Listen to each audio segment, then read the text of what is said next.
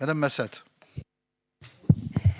Merci, Monsieur le Président. Juste en introduction, rassurer peut-être notre collègue Daniel Fasquelle en lui disant qu'il semblerait, alors j'emploie beaucoup de précautions, que tout à l'heure la Commission des finances soit revenue sur l'article 68 sur les ZRR et donc à confirmer naturellement en séance, mais qui nous permettrait, effectivement, on a été nombreux, alors à prendre avec précaution, et c'est une information, donc, mais a priori, reste à confirmer, mais ça serait une bonne nouvelle sur ces territoires.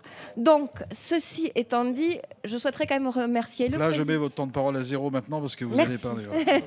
Merci, Président. Donc, j'en profite pour vous remercier pour également les auditions que vous avez menées et les tables rondes que nous avons pu avoir et les échanges avec les professions agricoles qui nous ont permis quand même d'enrichir notre réflexion. Remercier le rapporteur également qui nous a parfaitement associés depuis des semaines, voire des mois, au travail qu'il avait mené. Merci et bien sûr remercier le ministre et son cabinet qui ont toujours été à notre écoute sur nos demandes d'informations supplémentaires, le cas échéant d'explications et même de rédaction de textes sur lesquels nous étions un peu coincés.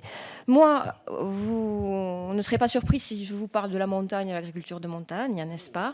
En vous disant qu'effectivement, un certain nombre d'amendements ont été portés par moi-même et un certain nombre de collègues, vous dire que peut-être l'article 40 a sévi en la matière aussi, nous le verrons demain, et le cas échéant, notamment sur un amendement qui nous tient au cœur concernant la surface minimale d'assujettissement, où en zone de montagne, on souhaitait l'étendre à 65% par rapport aux 50%, donc demain nous aurons la surprise, bonne ou mauvaise, mais le cas échéant, Monsieur le Ministre, je vous interpelle sur le fait que si jamais l'article 40 était passé par là, nous aurions la possibilité, avec votre aide, de pouvoir surmonter cet article 40 sur la lecture en séance. Vous dire également que nous portons des amendements sur la reconnaissance de la montagne, de l'agriculture de montagne dans l'aménagement du territoire, très important dans l'article 1er.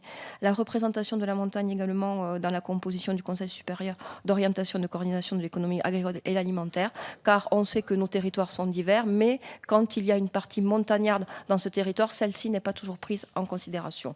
Et également concernant la formation, nous avons travaillé sur la possibilité d'avoir des formations biqualifiantes concernant la pluriactivité. Et c'est vrai qu'elle n'est pas propre à la montagne, mais elle existe, voir comment on peut approfondir ce sujet. Et en dernier point, la forêt également, avec sa capacité notamment en zone de montagne d'avoir une prévention contre les risques naturels gravitaires. Et ça, nous avons déposé des amendements à cet égard et j'espère qu'ils recevront un avis favorable. Merci.